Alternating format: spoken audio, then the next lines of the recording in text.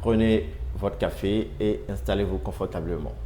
Bienvenue à Smiley World Trade Academy. Pendant cette session du 26 au 30 janvier 2025, nous allons faire une analyse macroéconomique de la situation générale, une vue d'ensemble des indicateurs majeurs de la tendance globale des marchés et passé et à venir.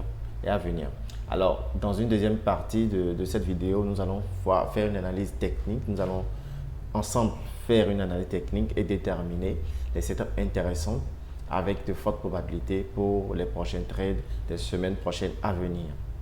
Et ensemble, à la fin, dans la troisième partie de la vidéo, nous allons donner des conseils, nous allons voir ensemble des conseils intéressants sur comment nous devons nous comporter une fois ces setups atteints et comment nous comporter pour prendre de bonnes exécutions sur ces trades. Alors, suivez et passons au marché financier, au graphique pour une analyse technique pour les semaines à venir. Alors, qu'est-ce que nous avons remarqué? Au cours de cette semaine, je réévalue totalement mon point de vue pour déjà voir si j'étais dans le bon sens et que si je peux toujours maintenir mon narratif de la semaine dernière. Alors, c'est pour ça que je vous demande de me suivre à chaque fois. Premièrement, nous avons ce Previous Month Low qui a été prise, Super Close, et nous avons en exergue ce niveau qui est toujours intéressant. Alors, pour moi, la question est très simple. Je suis entre ces deux niveaux actuellement. Donc, nous avons un grand fair value gap ici qui se termine ici. Monthly. Donc, c'est intéressant pour moi. Donc, c'est ce que je vois. Donc, voilà.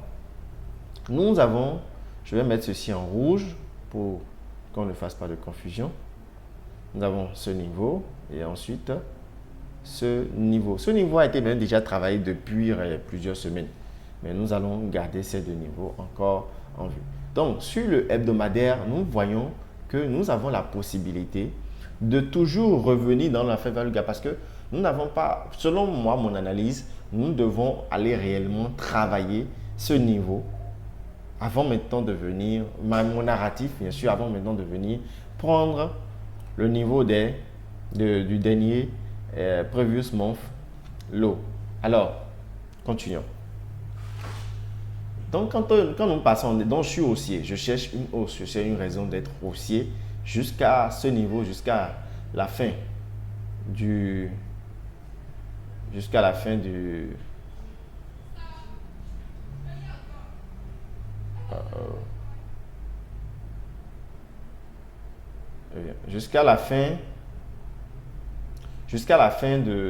ce que nous comblons parfaitement le fair value gap monthly. Déjà, moi je souhaite, la première chose c'est que, si vous voyez ce fair value gap, que nous le comblons jusqu'au moins au 50%. Je vais vous montrer. Jusqu'au moins à sa moitié. Donc, la moitié des fair value gap ici correspond au big figure 100 000 $. Donc, jusqu'ici, là. Donc, moi, j'attends à ce que nous comblons jusqu'au moins là, avant maintenant de chercher réellement à ce que nous vendons pour venir chercher cette previous month low. Alors, donc, moi, je cherche des raisons pour être haussier. Alors, quand nous passons en daily, nous voyons aussi que nous sommes actuellement dans une énorme fair value gap. Donc, le marché est venu pour le moment clôturer dans ce niveau. Il n'a pas encore clôturé en dessous de ce niveau de DVG. Alors, nous avons deux possibilités. La première possibilité est que le marché vient nettoyer tout ceci. C'est-à-dire, nous continuons la baisse. Nous nettoyons tout ce qui est en bas ici, c'est-à-dire ce dernier Previous Month Low, parce que nous avons déjà nettoyé la première, que nous rebondissons pour peut-être, si le marché est profondément baissier, revenir chercher ce niveau. Donc, le scénario que je prévois est très simple. La première, c'est que nous venons chercher ce niveau et si possible, Si est-il que ce gap se ferme, ça va devenir pour nous une IFVG et nous allons reprendre un trade sur ce niveau, un trade très court pour venir maintenant à son tour chercher ce niveau. Donc, c'est ça. Maintenant, si autant est-il que nous n'avons pas à ce que nous prenons cette liquidité en premier, moi je trouve que nous devons d'abord aller chercher d'autres sommets à ce niveau où j'ai tracé tout à l'heure, là, avant maintenant d'être baissier. D'être baissier pour chercher ce previous month low, pour ramasser ces deux previous month low. Alors, j'efface. Donc, sur H4, qu'est-ce que nous remarquons? Pour devenir haussier, la première chose que nous devons surveiller, c'est cette zone. C'est cette zone. Là. Et là. Donc, il faudrait que dans un premier temps, nous clôturons au-dessus de ce niveau, de ce fair value gap, qui est actuellement un grand support, qui fait office de résistance pour le marché. Et dès que nous clôturons au-dessus de ce niveau, nous allons probablement venir travailler ces zones. Regardez ici. Nous allons venir probablement travailler la zone des 50% de LVG avant maintenant de chercher une nouvelle baisse. Alors, dans cette zone, j'ai un setup intéressant. Nous avons la possibilité d'aller combler complètement le LVG, mais j'ai un setup intéressant où ici, j'ai un bloc qui m'intéresse beaucoup comparé à ce bloc qui a rejeté le prix. Ce bloc a beaucoup plus travaillé avant de partir. Alors, je suis beaucoup plus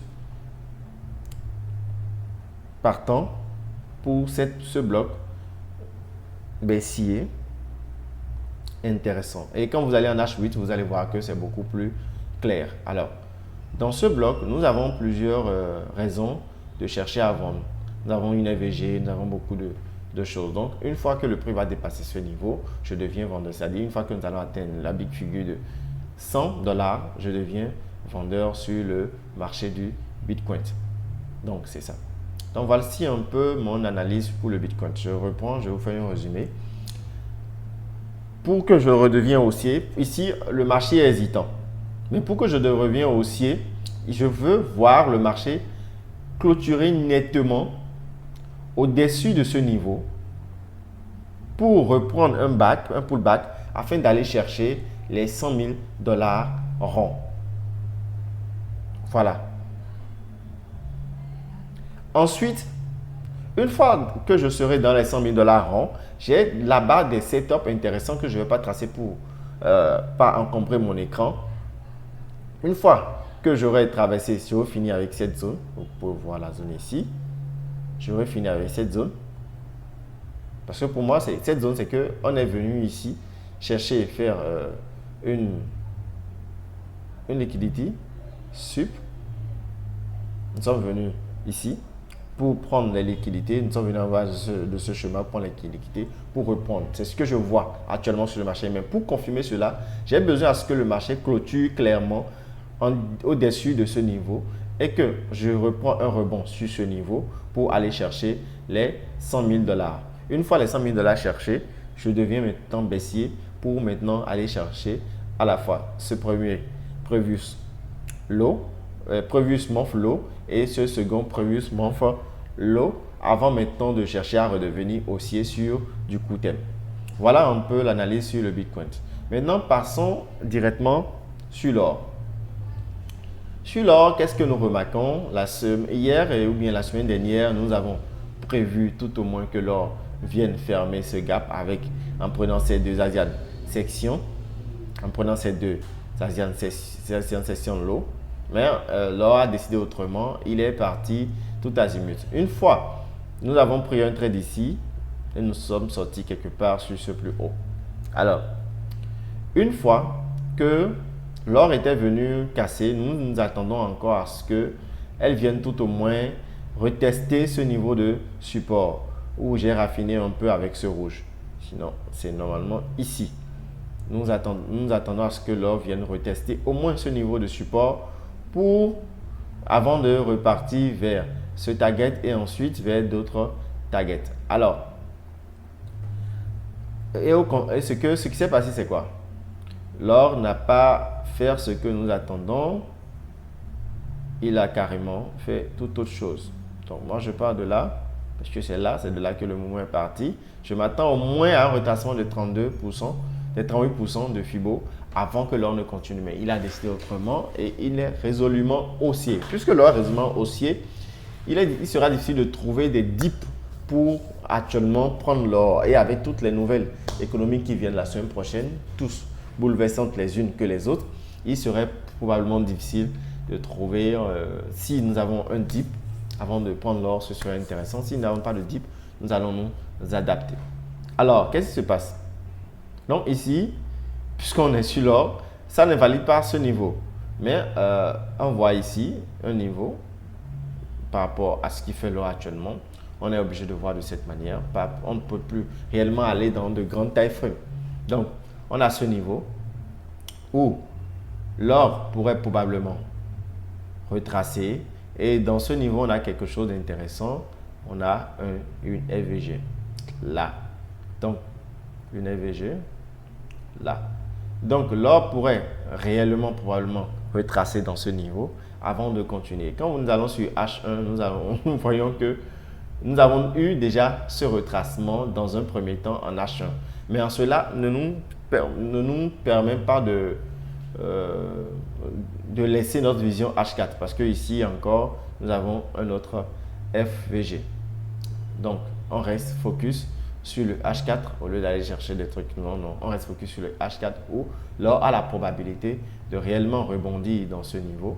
Donc, je prends ce petit FVG, ce petit niveau H1 pour mon point d'intérêt intéressant. Donc, sur ce bleu marron, je chercherai à chercher des buys sans poser des questions.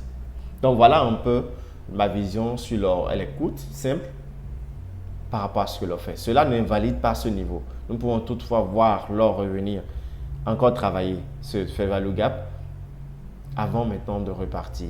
Toutefois, nous attendons de voir notre premier niveau est ici, notre prochain niveau est ici. Notre niveau que nous recherchons réellement est là pour rester dans un swing trading. C'est ici que je recherche, c'est sur ce niveau que je recherche des opportunités, sur ce niveau. Maintenant, pour du scalping, ne pas trop durer sur le marché, être trop en surveillance, c'est ici. Donc, voilà un peu. Dans le même temps,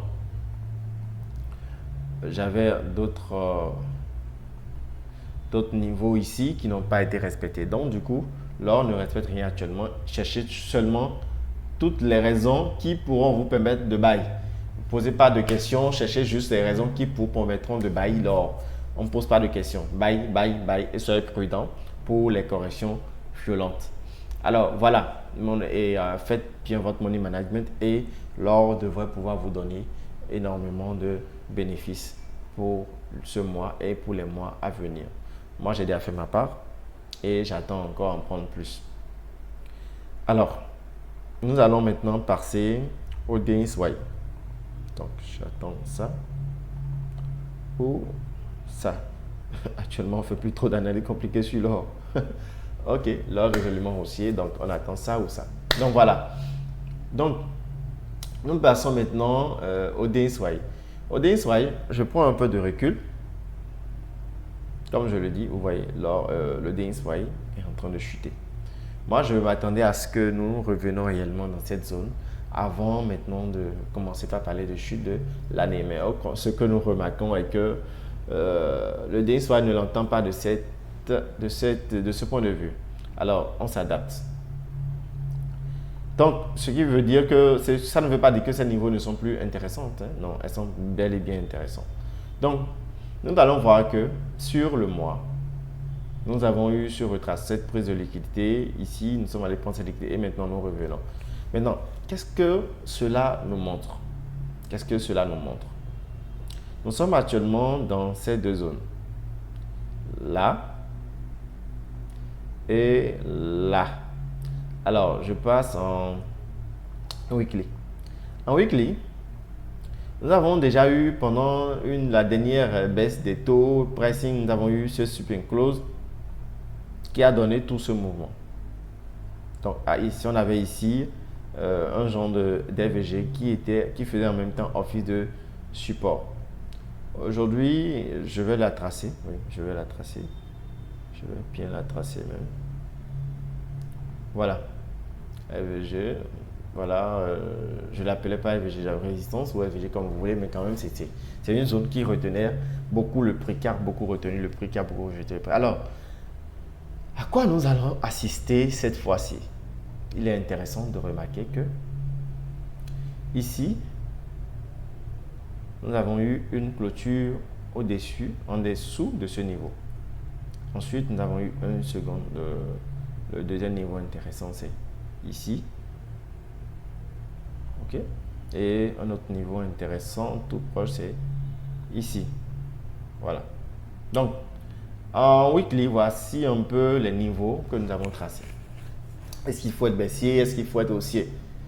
On ne sait pas encore. On va le déterminer tout de suite. Mais quand même, nous voyons que ce mouvement qui est parti de ce niveau, de ce bloc, breaker, mitigation, comme vous voulez, mais c'est un bloc intéressant sur lequel j'ai déjà prévu que le marché doit réagir. C'est pas possible que le marché ne réagisse pas sur ce niveau. Voyons un peu. Donc, le marché a réagi comme j'ai prévu sur ce niveau. Donc, le marché a réagi à partir de ces LVG Weekly que j'avais tracé autrefois dans mes analyses, si vous suivez bien. Et ensuite, elle a réagi plus que ce que j'attendais, c'est tout. Sinon, elle a réagi et elle a réagi plus violemment, plus que ce que j'attendais. Je suis un prof film. J'avais pris une position là avec beaucoup de pourcentage, c'est-à-dire j'ai mis beaucoup sur ce trade parce que je m'attendais à une réaction, mais mon fournisseur a coupé la position. C'est Fundedness qui a coupé la position en raison des nouvelles règles qui demandent de ne pas trader pendant le week-end. Donc, je n'ai pas pu trouver d'autres points d'entrée intéressants pour pouvoir en profiter. Alors, sur ce, nous allons continuer. Nous passons en daily. Donc, qu'est-ce que moi je vais faire? Je ne sais pas. Oui, je ne sais pas. Je ne sais pas. Je ne sais pas. Je ne sais pas. Je ne sais pas. Je ne vois rien actuellement de concret parce que quand je pars en weekly, je vois que nous avons avalé tous ceux, c'est-à-dire 3 semaines de bougies en une semaine, c'est intéressant. Pas de 4 semaines, je vais dire même de bougies en une semaine, c'est intéressant. Maintenant, est-ce que c'est un mouvement pour venir clean ce niveau? Parce que ce niveau était un niveau de 2025 où j'avais aussi pris ce trade. Ce niveau était un niveau de 2025. Ce niveau était un niveau de 2025. Est-ce que c'est ce niveau qui est visé? Parce que moi, si ça a été arrêté ici, suivi un close, je dirais que c'est ce niveau qui est visé. Mais non, ce niveau n'est pas celui qui est visé. Alors, nous avons clôture en dessous de ce niveau. Alors, tout cela me laisse un peu perplexe. Je laisserai le temps de voir que le marché se dessine. Et quand je pars en daily, je vois que on n'arrête pas le couteau qui tombe. Donc, nous allons laisser le marché réagir ou nous allons aller dans le sens du marché. Alors, si nous devons aller dans le sens du marché, qu'est-ce que nous remarquons? Déjà ici, c'est même pas un bloc. C'est même pas un bloc intéressant. Là, on peut dire, voilà, ici, il y a un mouvement de bloc intéressant. OK, à partir de ce mouvement, nous avons cet EVG. Cet EVG ici, qui était, je rappelle, qui était le niveau du break. EVG, je viens. Qui était le niveau du break du drapeau haussier, ce que vous appelez drapeau haussier ou bien couloir haussier. C'était le niveau du break du couloir haussier. Donc, moi, j'attendrai peut-être qu'on revienne dessus et continuer à être baissier. Mais là, vraiment, je n'étais pas autant baissier sur le DXY. Donc, il va falloir que je laisse le marché travailler pendant les jours à venir, peut-être le lundi, mardi, pour déterminer vraiment un sens. Mais pour le moment, si je devais me donner un setup, ce sera ce setup que je vais me donner sûrement. Donc, vous voyez, on voit que on devait revenir quelque part ici, sur ce couloir. Avant de continuer, je l'avais déjà tracé autrefois, mais on n'est pas venu jusqu'à ce qu'on ait allé casser. Donc, qu'est-ce qu'il faut faire? Moi, personnellement, dans mes stratégies actuelles, je ne vois pas grand-chose sur le marché. Je veux quelque chose de clair et de factuel. Je ne veux pas forcer le marché à me donner un setup. Non, je veux quelque chose de clair et de factuel. Quelque chose que je connais, quelque chose que j'ai déjà remarqué sur le marché. Quelque chose que j'ai vu plusieurs fois venir sur les marchés. Donc, bon, je vais effacer ça. Je ne crois pas très bien à ces niveaux. Donc, je les efface d'abord. Ensuite, si je devais attendre quelque chose, peut-être c'est d'abord ce niveau qu'on vient de retravailler parce qu'on a travaillé ce niveau. Il y a des autres qui ont été injectés ici, qui ont été là. Vous voyez ce niveau en H4. Oui, regardez ça. C'est au moins un peu factuel. Et ceci est tout du moins factuel. Vous voyez un peu. Donc, j'attendrai à ce que nous venons travailler cette zone à partir de là, maximum là. Et ensuite, que nous venons prendre cette liquidité, c'est intéressant, cette buy side liquidité, cette buy side liquidité, buy side liquidité, c'est oui.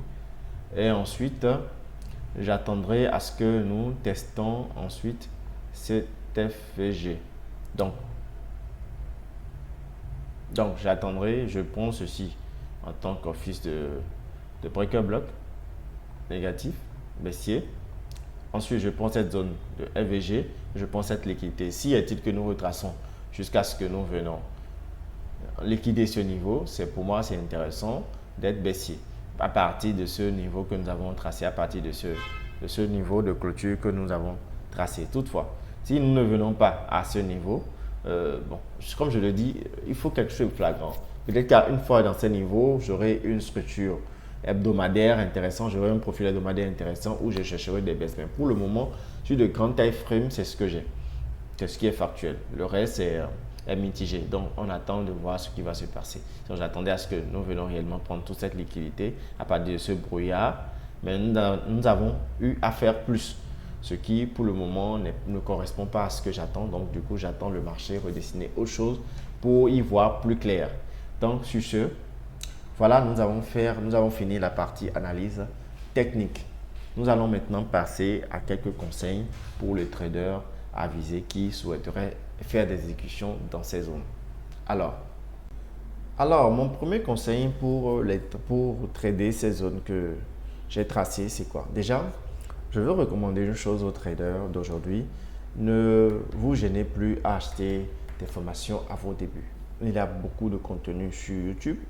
Et je me dis non, pourquoi recréer encore d'autres formations si tout est déjà disponible? Il y a énormément de contenu qualitatif, d'autres moins, d'autres plus. Chacune d'elles apporte une information précieuse au trader qui veut réellement faire du sérieux. Donc moi, je me dis non.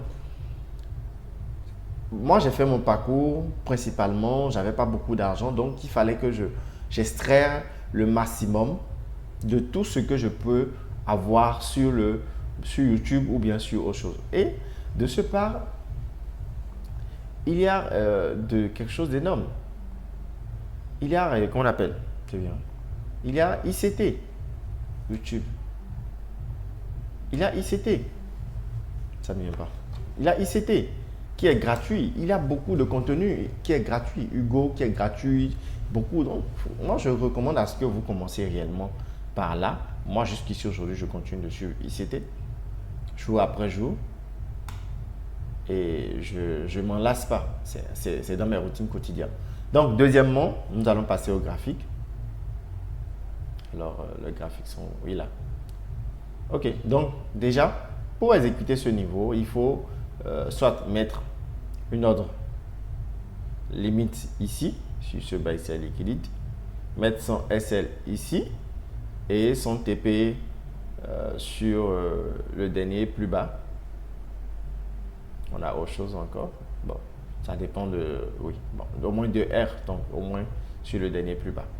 Donc, voilà, c'est comment exécuter déjà ce niveau, premièrement. Deuxième chose, si vous n'avez pas assez de capital pour couvrir tout ce qui est ici, ou si vous voyez que le risque est trop, vous pouvez attendre à ce que nous ayons un profil quotidien.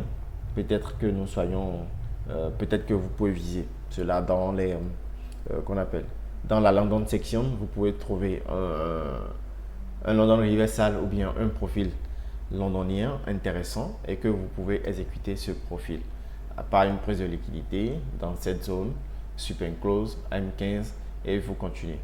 Deuxièmement, une fois sur l'or, l'or est actuellement très agressif. Sur l'or, moi, j'utilise les profils quotidiens. J'utilise les profils quotidiens et prise de liquidité de London Session. Je trade uniquement la New York Session sur l'or. Donc, prise de liquidité de la London Session par le bas, super close, ou encore d'une Asian Session par le bas, super close, plus mon pivot. Et puis, voilà comment j'exécute mon niveau. Ou carrément, si quelqu'un a le goût du risque, il peut toujours faire ceci. Parce qu'il faut bien placer son... Le problème, c'est de bien manager son SL. Il ne s'agit pas juste de faire des exécutions. Bien manager son SL. Moi, j'en suis ce POI, mais je mets mon SL ici. Voilà, là. Parce que le marché n'a pas de raison de recasser, de complètement travailler ce niveau de VDC. Donc, je mets mon SL là. Puis, je vais chercher ce target intéressant. Donc, du 5R. Alors, sur le Bitcoin, qu'est-ce qui va se passer? Ce que je recommande, c'est ce niveau. Nous devons nécessairement casser ce niveau avant d'envisager toute prise de trade. Une fois ce niveau cassé, une fois ce niveau clôturé, maintenant, avec un petit disclaimer jusqu'ici, nous attendons maintenant, peut-être on peut avoir un chemin intéressant en fonction de si nous avons. Ce qui est sûr, il faut entrer ici. Il faut entrer au long ici. Voilà. Mettre son SL ici, peut-être. Nous avons encore des trucs intéressants ici. Bon. Et ensuite, premier target ici. Deuxième target là. Moi, j'ai déjà mon objectif, les 100 000 $. Donc, je ne fais rien. À partir d'ici, si nous n'attendons pas les 100 000 $, je manage mon trade et j'attends. Alors, ça fait du 4R environ. De 4R environ. Donc, voilà un peu comment je vais trader ce niveau. Oui, c'est là. Voilà un peu comment je vais trader ce niveau. Donc, voilà mes conseils d'exécution sur le marché. Et si vous aimez un peu le goût du risque, vous pouvez attendre des schémas, des profils quotidiens. Moi, j'ai deux manières de prendre mon trade. Si pour moi le setup est clair, je prends une partie avec un pourcentage donné en celle limite. Et quand j'ai un profil qui se présente, qui confirme mon trade, qui confirme ma vision du trade, je double encore ma position et je défends mes gains pour aller chercher plus haut. Donc voilà un peu comment j'entre sur mes positions et comment je manage mes positions. Alors sur ce, je vous dis à la prochaine, au prochain samedi ou à la prochaine section du mois prochain, c'est tellement du mois de février. Sur ce, nous allons encore faire une analyse à la fois mensuelle et déterminer les prochaines setups probables pour le mois de janvier, pour le mois de février, et au cours du mois de février, nous allons maintenant ensuite déterminer les prochains setups pour chaque semaine hebdomadaire. Un setup par semaine, je vous assure, c'est très puissant. Sur ce, portez-vous bien et à tout à l'heure.